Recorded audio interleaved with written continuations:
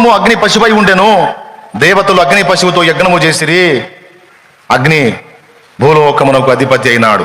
Reference చేస్తాడు చూడండి, అది కవర్ పేజీ, శుక్ల యజుర్వేద సంహిత.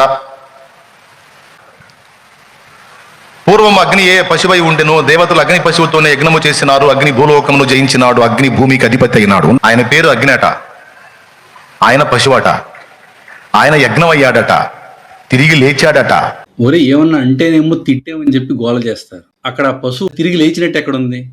ఎందుకు నీ సొంత పైత్యాన్ని కలుపుతావు అందులో? అక్కడ భూలోకమును జయించాడట, అధిపతి అయ్యాడట. ఒక్కసారి మీరు ఆలోచించండి, ఎవరి అగ్ని? ఒరే ఆ అగ్ని ఎవరో తర్వాత చూద్దాం కానీ ఇప్పుడు నీకు విషయం చెప్తా, నువ్వు ఫీల్ అవ్వకూడదు. మరి నువ్వు అసలు ఫీల్ అవ్వకూడదు.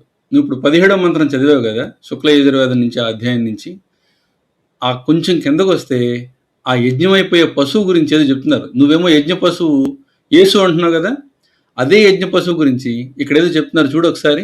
19వ మంత్రం, వసురూపాశ్వమ్మ నీవే మా పతివి అని అశ్వమహిషి ఏమంటుంది?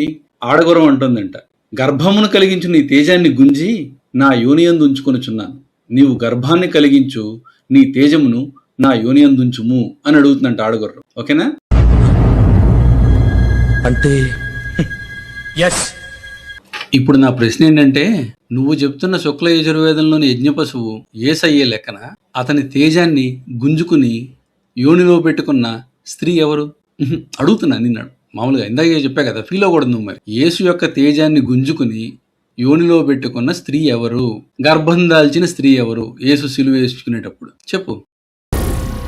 ఏం మాట్లాడుతున్నావురా, నరాలు కట్ అయిపోయింది. కాబట్టి ఇంకెప్పుడు కూడా ఈ పిచ్చి పోలికలు తీయమాక.